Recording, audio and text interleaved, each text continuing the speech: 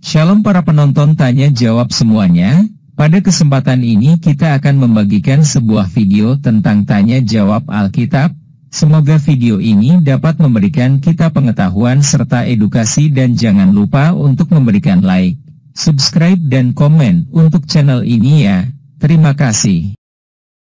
Pada kesempatan kali ini akan kita ikuti bersama terdapat penjelasan dari Pastor Paul Sang mengenai beberapa pertanyaan dari seorang yang bernama STS mengenai ayat-ayat di Alkitab. Untuk mengetahuinya mari kita lihat bersama-sama videonya berikut ini. STS.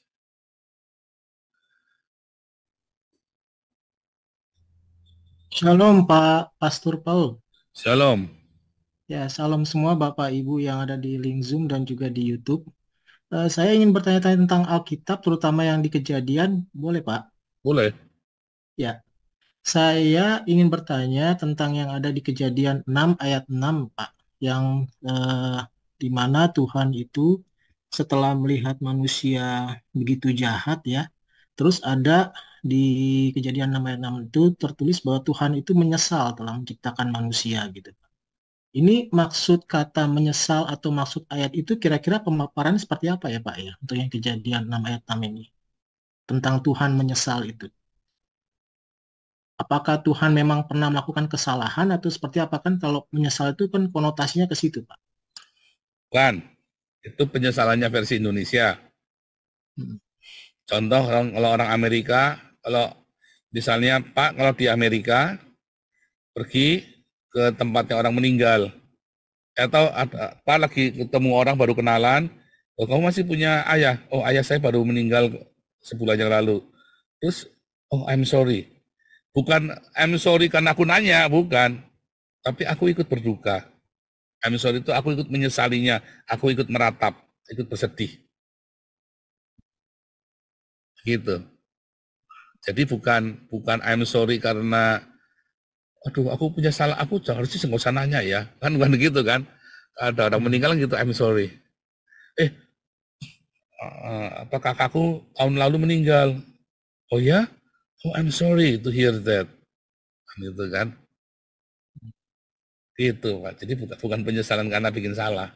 Tapi ya sedih. Aduh kamu dikasih yang baik kok malah milih yang tidak baik. Ya udah gimana. Gitu kan. Berduka. Bukan duka atas apa, bukan. Tetapi ya karena aduh kok begitu ya. Ada pilihan-pilihan. Aduh. Tetapi kan Tuhan sudah menyiapkan segala sesuatunya. Sudah menyiapkan keselamatan juga. Itu pun manusia nggak mau menerima keselamatan itu. Itu Pak. Oke. Berarti menyesal di sini bukan karena ada unsur atau konotasi kesalahan tadi ya, tapi justru karena dia bersedih, Tuhan bersedih, sehingga menggunakan kata-kata menyesal di sini ya Pak ya. Ya. Saya kasih di layar ya. Ada beberapa mitos.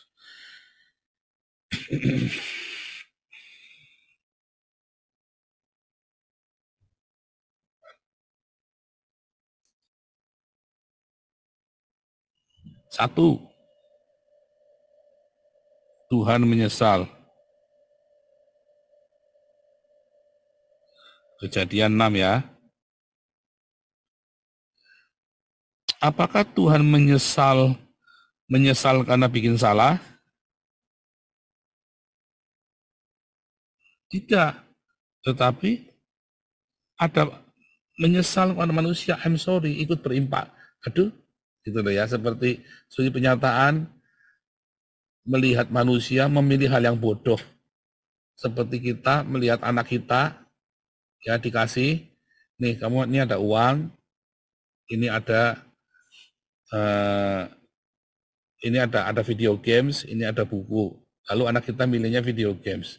Kita akan bilang, aduh, apakah kita bikin salah? Enggak. Banyak orang tua tidak berani menyajikan pilihan kepada anaknya. Ya, membiarkan anaknya salah. Banyak atasan, banyak pembina banyak mentor tidak membiarkan orang yang dibinanya itu salah. Perlu nggak kita membiarkan anak kita salah tanpa harus memarahinya? Sesekali perlu, tetapi jangan setiap kali. Karena setelah kita marahin sepanjang tahun, setelah 17 tahun kita marahi anak kita, maka setelah 17 tahun ketika dia bikin salah,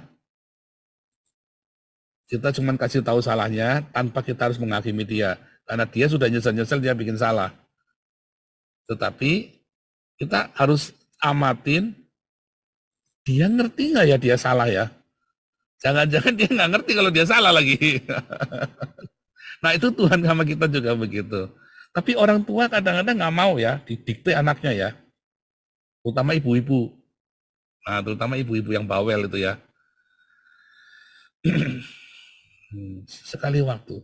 Termasuk pengurus yayasan kita. Saya bilang selalu, kalau ada orang salah, sekali-kali boleh orang itu salah. Jangan langsung dihajar. Semua asal orang salah dihajar. Kapok orang nanti. Kadang-kadang orang salah, kayak Damar Kasih pernah bikin salah, Damaris pernah bikin salah. Kasih ruang, namanya apa? Room of error ya. Berbahagialah orang yang punya room of errornya besar. Misalnya dia punya uang. Kalau dia punya uang, beli sepatu ketipu atau beli laptop ketipu. Tapi dia uangnya banyak. Ya sudah dapat belajar. Tapi kalau dia nggak punya room of error, beli laptop salah, bangkrut, langsung collab, tabungan habis semua, duitnya hilang. Waduh, bukan cuma nyesel itu. Ya kan? Karena dia nggak punya room of error. Makanya saudara, hidupnya jangan boros-boros supaya room errormu besar. Supaya jangan sepaneng hidupnya. Sama anak bikin salah dikit langsung dikeplak anaknya. Kasihan. Nah Tuhan kita nggak seperti itu. Tuhan itu kasih kesempatan kita buat bikin salah. Memilih hal yang tidak baik. Ya, tapi nanti bukan pelajaran hari ini, cuma pengenalan aja ya. Dua.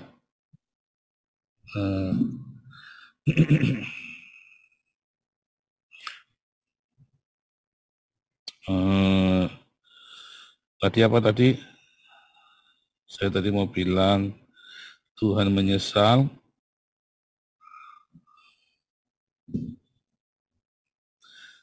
Sebentar, tadi saya mau bilang Tuhan dibaptis. Apakah Yesus dibaptis karena dosa? Bukan ya.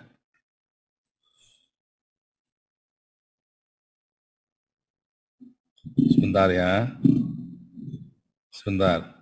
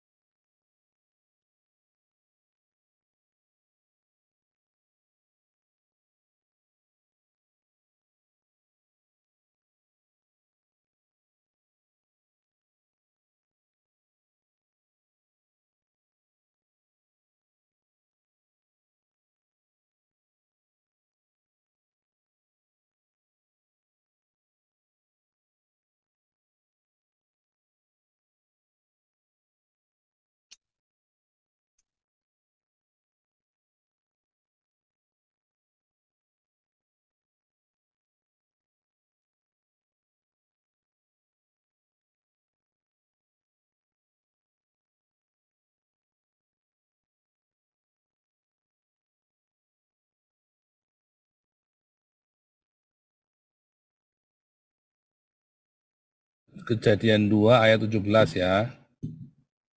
Nih. Oh sebentar tadi ya. Sebentar, sorry. Tuhan dibaptis, apakah Yesus dibaptis karena berdosa? Bukan ya. Yesus dibaptis karena ditahbiskan sebagai pelayan. Ya, karena orang-orang Yahudi, orang Yehuda, orang Lewi juga dibaptis kalau mau ditahbiskan. Kalau mau jadi muridnya Rabai juga dibaptis juga. Sama ya, pembaptisan itu tidak selalu karena dosa. Walaupun pembaptisan Yohanes adalah baptisan orang bertobat, katanya para rasul. Iya. Tetapi Yohanes tidak hanya membaptis orang bertobat, karena Yohanes adalah seorang imam, mendapat keimaman dari bapaknya, Zakaria kan. Kayak pegawai negeri kan diturunkan PNS-nya. Nah, ini mitos-mitos ini ya. Dua Tuhan menyesal, Tuhan dibaptis. Tadi, kalau makan buah, pengetahuan, kamu akan mati. Loh, Adam makan bunga pengetahuan kok nggak mati? Lalu beberapa loket, oh iya kan maksudnya kamu makan sehari itu kan tetap mati. Umur Adam kan 965 tahun. Nyatanya kan tetap mati Adam. Satu hari itu 1000 tahun. Kan begitu kan apalagi? Bukan seperti itu ya. Di dalam Kejadian 2, kalau kita baca ayat 17, tetapi buah pengetahuan tentang yang baik dan yang jahat itu, janganlah kau makan buahnya, sebab pada hari engkau memakannya, pastilah engkau mati. Coba kita lihat Bible, ayat 17 ya. Ya. Kata die, mati itu, dying you will die, the imperfect verb. Ya. You will die, dying you will die. Ya. Tidak merefer kepada mati secara mati, ya, termasuk mati spiritual segala macam, gak ada urusannya, ya. Nah, lalu apa nih urusannya ceritanya dying ini?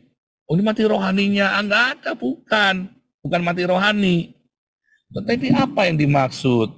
Kalau begitu, apa yang dimaksud dengan mati? Yang dimaksud adalah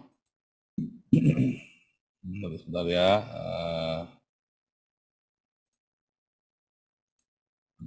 Pada hari kamu memakannya, manusia itu tadinya immortal. Immortal itu artinya kan kekal kan? Dewa-dewa itu immortal. Pada hari kamu makan buah pengetahuan itu, kamu kan jadi tahu yang baik dan yang jahat. Maka kamu akan mortal. Tadinya kamu immortal, tadinya kamu nggak bisa mati. Sekarang kamu bisa mati. Contoh Superman itu kan immortal, tetapi begitu dia menikah sama itu pacarnya itu Diana atau siapa itu, saya lupa nama pacarnya. Siapa pacarnya Superman itu? Saya lupa jadinya. Siapa Brian? Lois Lane. Kan jadi mortal dia kan, berdarah kan, tadinya kan nggak bisa berdarah kan. Setelah dia pacaran sama Lois Lane, digebukin malah berdarah-darah dia, padahal yang gebukin cuma super truck. Ya kan, itu jadi mortal. Itu yang dimaksud. Jadi 3 mitos ini, 3 kesalahpahaman ini, Tuhan menyesal, Tuhan dibaptis, dan manusia makan buah pengetahuan lalu mati, itu salah nangkep, salah mengerti. Kata menyesal bukan bikin salah, tetapi adalah sebuah simpati. 2, Tuhan dibaptis itu bukan Yesus dibaptis karena berdosa, tetapi Yesus ditabiskan ya sebagai pelayan dengan cara dibaptis, sama acaranya dibaptis. Ya. 3, ya, kalau makan buah pengetahuan kamu akan mortal karena tadinya kamu immortal. Jadi yang nggak langsung mati, mortal itu harus ada yang bunuh dulu baru dia mati. Gitu. Kayak Superman sama si Lois Lane itu contohnya itu ya. Itu Pak Estes. Iya, iya. Ya, mitos-mitos itu ya. Itu kan Iya. ya, mitos-mitos itu yang sampai sekarang banyak orang nggak ngerti. Pendeta-pendeta pun nggak ngerti. Nah, saya harap saudara-saudara yang sudah ngerti ini boleh mengajarkannya kepada yang lain. Ya. Maaf Pak Paul, sebenarnya saya ada 6 pertanyaan, cuma Boleh. mungkin takut kebanyakan. Nah, kita masih punya waktu sampai 1/4 jam lagi. Baik. Mungkin pertanyaan berikutnya ini Pak Paul, ini di Kejadian 8 ayat 21. Jadi setelah kejadian air bah, itu kan Nuh dan keluarganya membuat korban bakaran ya. Dan setelah itu dikatakan Tuhan dengan kapital semua di situ, tertulisnya. Berarti kan kalau Tuhan kapital semua dalam bahasa aslinya dia berarti ini ya, Jehovah berarti maksudnya ya Pak ya. Itu dikatakan bahwa Jehovah itu berfirman dalam dirinya. Berfirman dalam dirinya. Nah, maksud saya di sini adalah penggambaran berfirman dalam dirinya, apakah maksudnya Tuhan sedang berbicara dengan dirinya atau berbicara terhadap si firman yang hidup itu, atau dengan juga Roh Kudus di situ, Pak? Kejadian 8 ya. Iya. Ini kita supaya persis ya. Iya. Sebentar ya. Kejadian 8 ayat 21.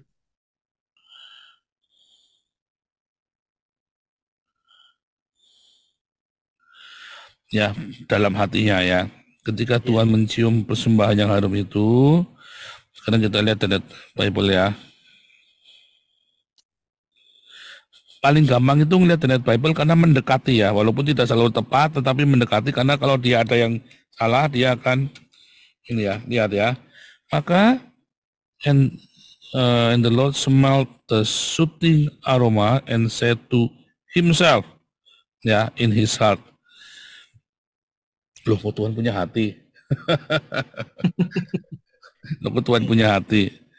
Ya, jadi I will never again curse. Nah, kalau dia manusia ngomong sama dirinya sendiri, kitab orang Yahudi itu tidak berkata Tuhan itu monoteisme, bukan satu ya.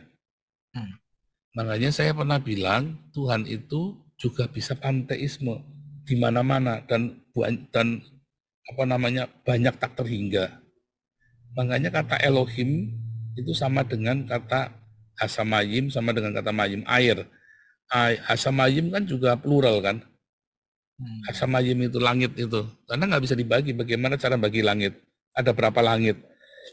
Ada berapa air? Nah, Elohim juga sama.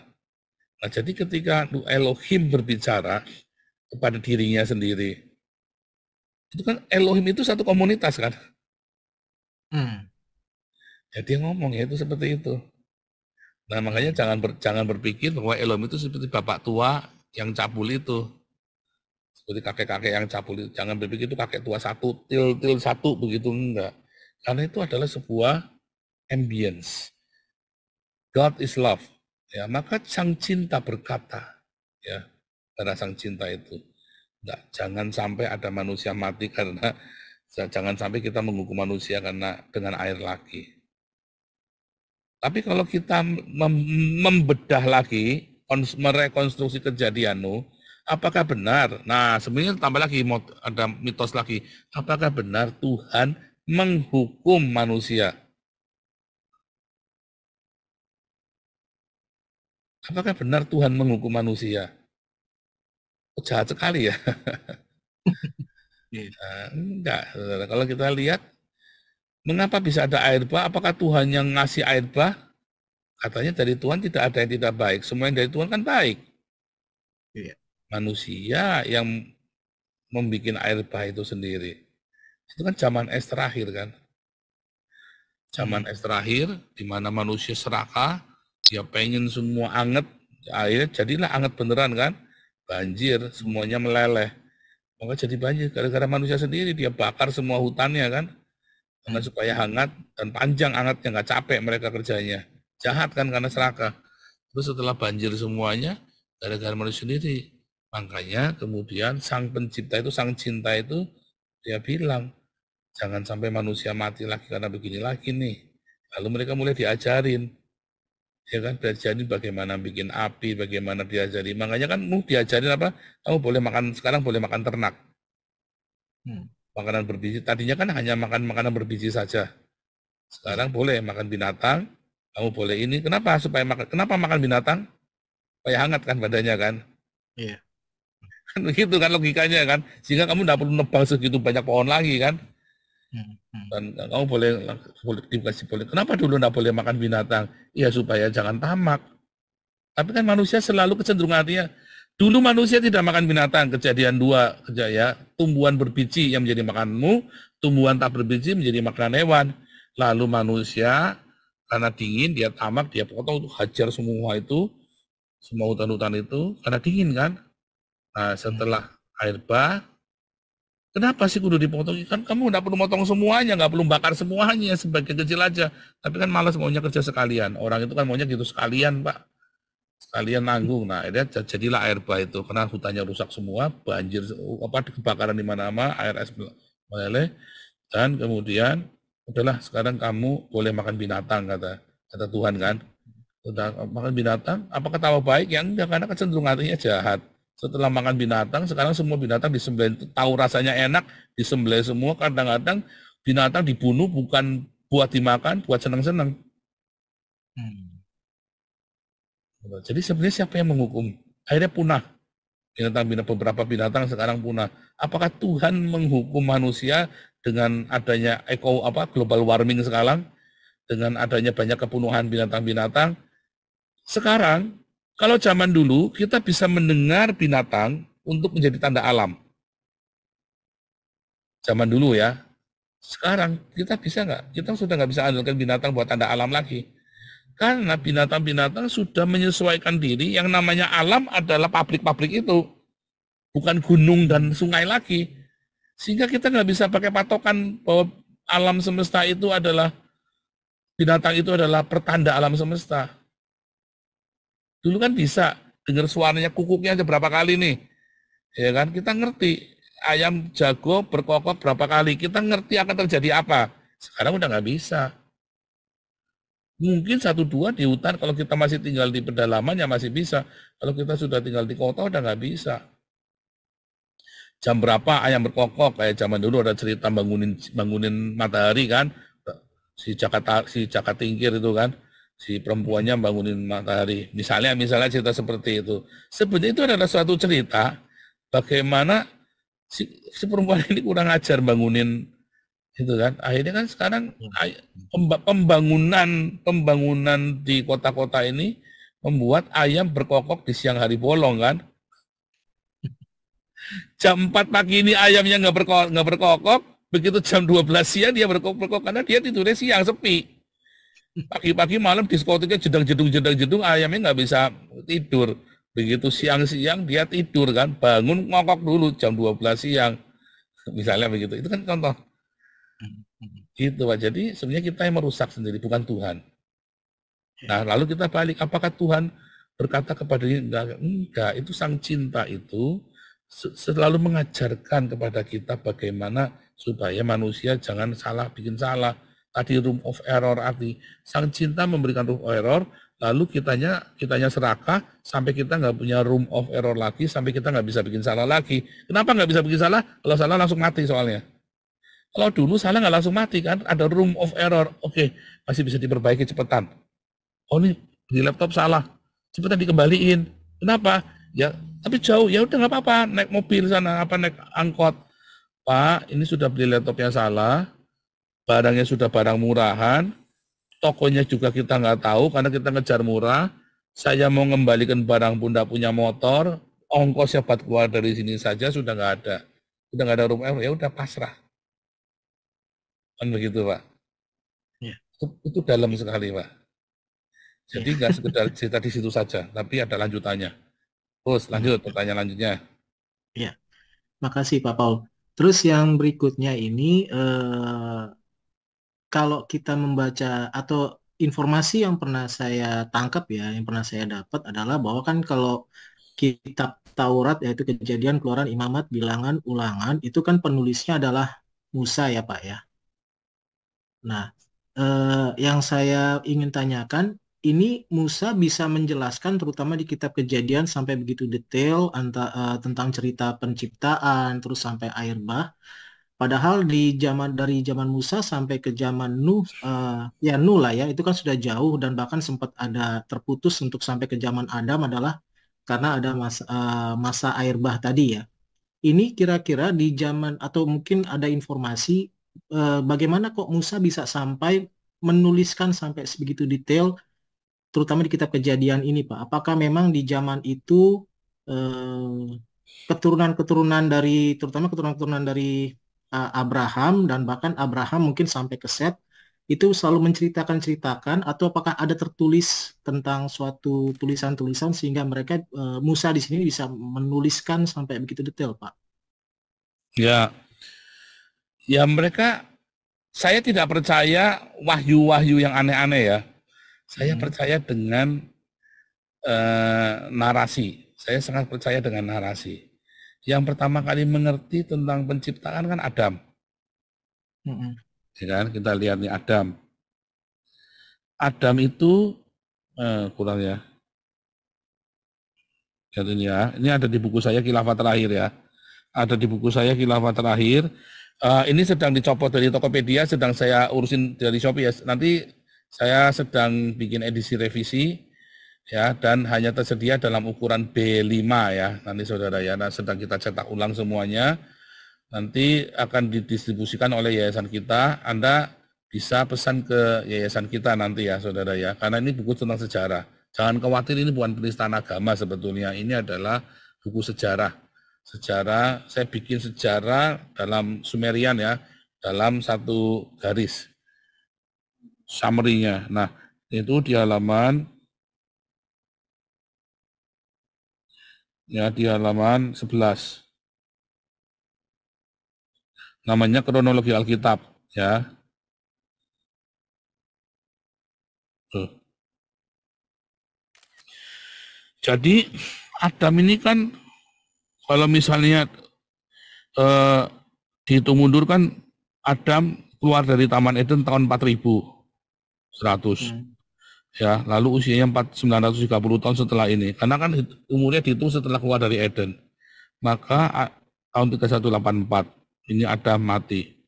Lalu kalau kita lihat 3184, siapa yang lahir tahun 3184? 3184 ya, deng. Nah, ini nih Lamek yang terakhir nih. Kalau Nuh udah ngejalanin ya. Jadi Adam ya sama Lamek. Ya kan? Minimum Metusalah. Karena Lamek umurnya pendek. Metusalah umurnya 969, meninggalnya tahun 2458. Siapa yang 2458? Nah, ini nih Sem. Ya. Sem meninggal tahun 1956. Jadi satu Adam cerita sama Metusalah, Metusalah cerita sama Sem. Sem 1956. Lihat 1956 tuh. Zamannya 1956 itu zamannya, nah ini nih, zamannya Yakub nih. Iya. Zamannya anaknya Yakub. Yehuda ya, Yehuda anaknya Yakub. Istri menantunya Yehuda namanya Tamar. Tamar ini adalah anaknya Sem yang paling bungsu. Ingat ceritanya Yehuda Tamar. Tamar itu kan dikawin sama anaknya Yehuda terus mati suaminya. Terus akhirnya ditiduri sama Yehuda sendiri tanpa sengaja. Tamar itu adalah anaknya Sem. Coba bayangin. Dari Yehuda ini kan pergi ke Mesir. Bareng dengan Yusuf, 12 anak Yakub yang lain.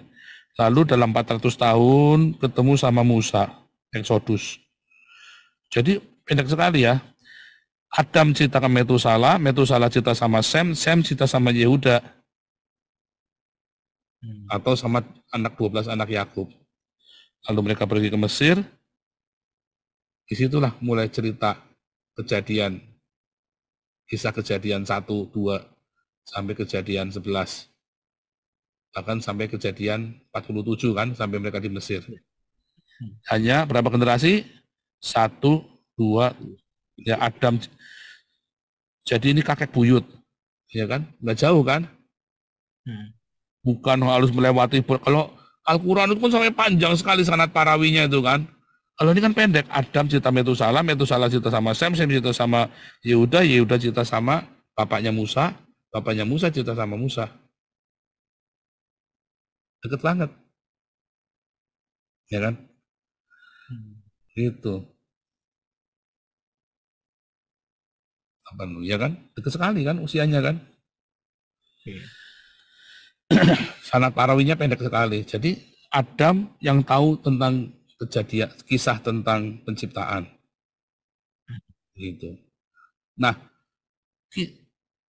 Kenapa kisah penciptaannya orang Israel, ya, kan dari Sem. Penciptaannya Israel itu dari Sem, Semitik. Nah, beda dengan yang ada di Mesopotamia. Ada namanya Enuma Elis. Ya kan? Kan sama kan? Kisah penciptaan juga nih di versinya orang Babilonia, versinya orang Sumerian, atau si Bama Nursena bilang orang Suryani itu ya. Nah, maksudnya orang Sumerian. Kenapa beda dengan Enuma Elis? Karena Enuma Elis berasal dari Ham. Dari mana? Dari Nimrod kan? Iya. Nimrod ini kan anaknya Ham. Sementara orang Israel dengar dari Sem. Penciptaannya dari Sem. Sementara Nimrod dengarnya dari Ham. Kakeknya dia sendiri kan. Nah, cerita tentang si Ham ini kan orang yang terkutuk kan. Maka dia mendapat cerita yang sudah korup. Ceritanya itu udah rusak. Karena dia terkutuk, hatinya nggak lurus. Maka dia nggak bisa cerita yang benar. Tidak bisa cerita sejarah dengan benar, karena hatinya udah korup. Tapi orang kalau hatinya lurus, dia bisa cerita dengan lurus. Kita kalau punya tim, kalau orang ini hatinya udah bengkok, saudara, kamu ngomong apa sama dia bisa nangkepnya beda, dan dia cerita ke orang lain bisa beda loh. Tapi kalau Anda ngomong sama orang hatinya tulus, Anda ngomong sama dia A, maka dia bisa cerita ke orang lain lagi A dengan hati yang tulus, bisa ngerti. Saya berapa kali lagi meeting sama orang ya, orang ini dasar hatinya udah busuk sama saya, sehingga saya ngomong apapun dia bisa salah nangkep. Nah, biasanya kalau gitu saya tanya sama lainnya, oke, yang kamu nangkep apa?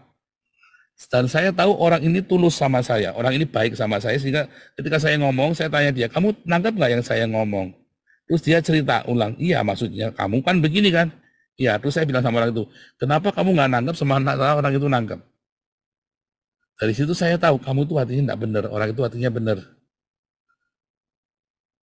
Ham itu hatinya nggak benar, Pak. Kan incest kan, dia niduri istrinya Nuh kan, sehingga lahirlah Kanaan kan. Hatinya udah nggak benar, sehingga dia nggak bisa cerita yang benar. Sementara Sem itu hatinya benar, lurus, sehingga dia cerita kepada anaknya sampai kepada Musa pun ceritanya lurus. Makanya kisah penciptaannya hampir sama, serupa tapi tak sama. Yang satu ceritanya penuh dengan mesum. Ceritanya Enuma Elis itu kan mesum kan, dan isinya berdarah-darah, dimakan sendiri sama ya kan si Dewi Dewi siapa itu saya lupa itu ya, Dewi Anuki apa siapa itu ya, dimakan sendiri kan, dimakan sama umatnya kan. Nah itu ceritanya serem-serem, pokoknya serem-serem begitulah. Sementara kalau kita ngelihat jadi ceritanya yang di Kejadian itu kan penuh cinta. Ada bencana besar. Epos Gilgamesh itu, kalau ceritanya Epos Gilgamesh kan juga serem-serem juga. Tapi kalau kita lihatnya yang ceritanya Nuh kan ada pelangi, ada cinta, ada janji yang indah. Di tengah-tengah penghukuman, di tengah-tengah bencana itu ada sesuatu yang indah. Ada janji keselamatan, ada janji pemeliharaan. Beda banget. Saya belajar Enuma Elis ya semester ini soalnya. So, kita belajar Enuma Elis. Ada mata kuliahnya kita Enuma Elis. Ya. Namanya judulnya Israel Among the Nation. Ya, kita belajar namanya Anak Sandu Triti. Nah, Somer Monotheisme. Klein Enki Ninma Kosin ya. Kita belajar tentang penciptaan Enki dan Nima. Ya. Ini Genesis and the Labor of Gods. Ya, Enki, terus kita baca Alaksandu Triti Hitit ya. Itu mengapa ceritanya bisa beda? Kita belajar Epos Gilgamesh. Ini contohnya ini ya. Sumerian, dia cerita ini ya. Ada lagi cerita Foster, Enuma Elis. Kita belajar ini ya, saudara ya. Beda tadi itu ya. Nah itu seperti itu. Enki ya. Beda banget ya. Menarik ya. Iya. Pak Pastur, tadi kan Pak Pastur sempat bicara tentang Epos Gilgamesh, juga air bah ya. Ini mungkin pertanyaan saya juga ini Pak. Jadi di dalam Alkitab, air bah itu atau banjir besar itu, apakah memang menurut hikmat orang-orang modern sekarang, memang bumi dengan bumi yang dengan gambar modern sekarang itu tertutup dengan air, ataukah hanya mungkin dari hikmat orang-orang di saat itu berbicara banjir besarnya itu, Pak? Karena kan kejadian banjir besar ini kan sebelum kejadian yang Babel atau manusia yang dikacaukan bahasanya terus setelah itu tersebar gitu, Pak. Ya, Jadi jadi apakah ini bicaranya ya gimana, Pak? zaman Nuh itu adalah zaman es terakhir ya. Hmm. Ini ya.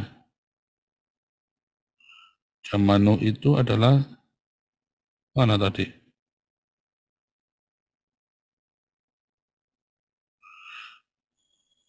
Kalau kita balik lagi ya, ini zaman Nuh ya. Zaman Nuh itu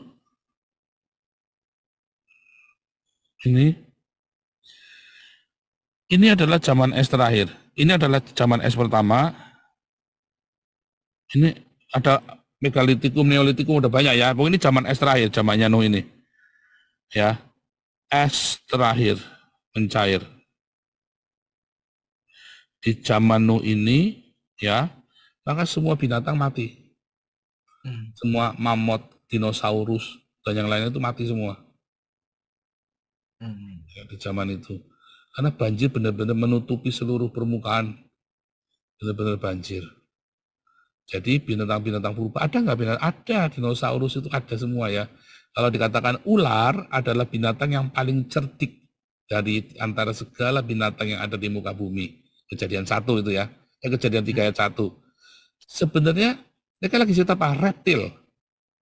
Reptil adalah binatang yang paling cerdik, yang paling tua di antara semua binatang yang ada di muka bumi, di daratan maksudnya, di daratan ya. Binatang pertama kali yang kalau menurut evolusi kan binatang berasal dari air dulu kan. Dari air, terus dia tiba-tiba jadi aves, terbang dulu. Gimana ikan itu loh, ikan terbang itu loh. Lama-lama dia terbang kan dari siripnya jadi sayap kan, lama-lama dia bisa terbang. Lalu dari ikan, dari yang di laut dan di udara, lalu dia jadilah yang di darat, reptil pertama kali. Tadinya reptil itu punya kaki 4. Ular dulu punya kaki. Seperti dinosaurus, segala macam itu tadi ya. Itu kan reptil. Semua reptil itu ular. Ular itu adalah bagian dari reptil. Lalu ular reptil itu kemudian kan jadi macam-macam kan. Termasuk brontosaurus, dinosaurus, tyrannosaurus, segala macam itu kan binatang-binatang vertebrata yang reptil. Ada yang amfibi, bisa di air, ada reptil yang bisa terbang, segala macam. Nah, intinya tadinya punya. Nah, itu adalah binatang yang kemudian mati di zaman Nuh semua. Dan berarti kita memang banjir. Ya, benar-benar Berarti banjir. memang banjir untuk ke seluruh bumi itu ya, Pak. Memang Ya. gambaran bumi yang seperti sekarang ini memang itu tertutup oleh air karena itu terjadi di zaman megalitikum ya, Pak ya, zaman Ya. es tadi. Simpel sekali ya. Sebenarnya kita hanya butuh membaca dengan teliti dan keluar dari dogma gereja.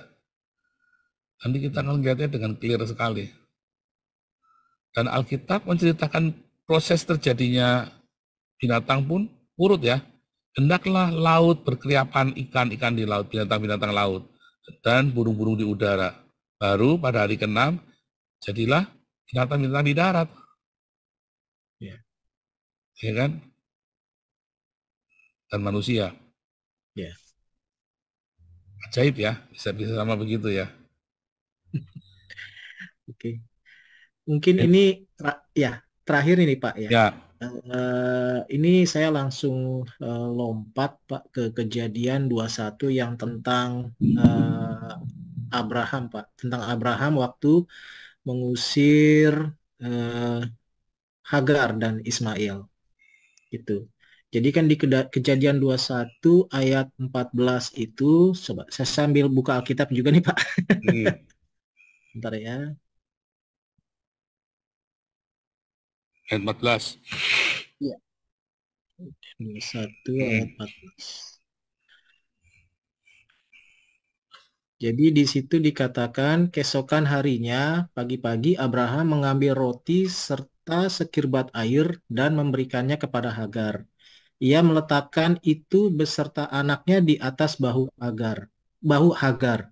Kemudian disuruh nyala perempuan itu pergi. Maka pergilah Hagar dan mengembara di padang gurun Berseba. Nah, pertanyaan saya adalah yang ada kata-kata ia meletakkan itu artinya tadi yang itu adalah roti dan serkibat air berarti ya, beserta anaknya di atas bahu Hagar. Padahal mungkin kalau kita hitung usianya, usia Ismail itu di saat pengusiran ini kan mungkin kalau mungkin bisa dikoreksi juga itu sekitar 14 tahun berarti ya Pak ya. Kurang lebih sekitar 14 tahun. Nah, jadi maksud meletakkan di bahu Hagar untuk anaknya ini gambaran seperti apa Pak ya? Penjelasannya. Satu kirbat air itu isinya 10 liter ya. Ya. Satu kirbat air itu 10 liter, setengah aqua galon berarti kan. Berat loh itu. Iya. Ya kan? Berat, cukup berat. Jadi ketika dia meletakkan di bahu, itu maksudnya adalah menjadi tanggung jawabnya dia lagi. Oh, berarti bukan bicara secara fisik ya Pak ya? Kan. Bukan fisiknya ya? Itu adalah sebuah idiom. Oke. Bahasa Ibrani itu banyak idiom ya. Di hadapan Tuhan menghadapkan wajahnya. Wajah Tuhan kayak apa? Itu idiom.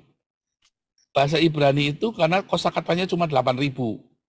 Kosakatanya 8.000, maka kata-kata itu menjadi sebuah idiom. Ya, misalnya satu kata peneo ya. Ya, Tuhan menghadapkan wajah peneo. Peneo itu juga berarti lawan. Musuh. Berhadapan, ya kan? Hadap-hadapan. Kata Nimrod adalah Yavne Livne. Yavne li peneo ya. Artinya berhadapan Yehova Jehovah Livne. Saya terlata bilang Yahweh ya. Jehovah Livne. Li levenev. Ya. Artinya di hadapan, against musuh. Padahal artinya juga kata di hadapan. Tapi peneo itu artinya wajah, muka, wajah. Nah, itu juga sama di bahu itu artinya ya tanggung jawabmu sekarang. Karena di bahu itu kan orang naruh beban gandarnya kerbau itu kan di bahunya kan. Tanggung jawabmu sekarang itu. Oke. Baik. Cuman makanya jadi begini. Jadi Abraham udah nggak mau tanggung jawab lagi sama Ismail. Dan lucunya kenapa dikirimnya ke padang gurun? Kenapa nggak dipulangin ke Mesir aja? Kenapa nggak dipulangin ke Mesir coba? Kalau kamu nggak suka kan pulangin aja. Menurut Targum itu, ya Hagar itu adalah salah satu anak dari selirnya Firaun. Kenapa sih Hagar itu nggak dipulangin ke Mesir, malah disuruh ke padang gurun Berseba ke arah Paran, suruh mati. Pasti disuruh mati itu. Abraham tidak mau membunuhnya, tetapi kamu disuruh mati di padang gurun. Makanya di dalam Ibrani 11 dikatakan, karena iman, Abraham percaya bahwa Allah sanggup membangkitkan orang yang mati. Itu maksudnya Ismail itu, udah mau mati bisa hidup lagi. Udah mati beneran kan di tengah jalan itu kan, di padang gurun itu kan. Udah mau mati. Gitu. Bayangin cuma 10 liter mereka jalan 400 kilo loh. Dari Beersheba pergi ke Paran itu 400 kilo loh itu. Mati itu jualan kaki. Jalan kaki loh itu, pasir panas ya. Matilah. Ya. Itu padang gurun. Nggak dikasih ontak juga ya. Nggak dikasih ontak, suruh jalan. Iya. Makanya dibilang dilempar ke itu kan, ke semak-semak.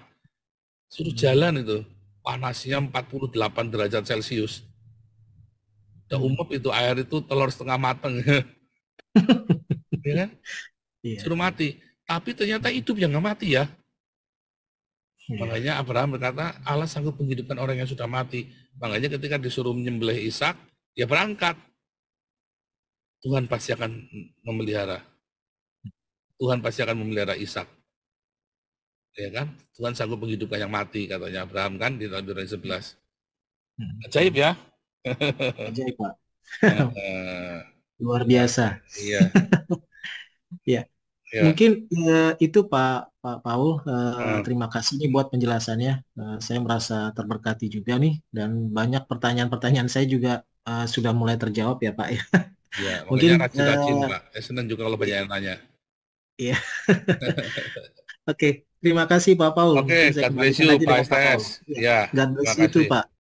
Saudara-saudara sekalian, pada video yang barusan kita lihat bersama-sama ini ada beberapa pertanyaan dari seseorang yang disebut dengan STS mengenai maksud dari ayat-ayat di Alkitab.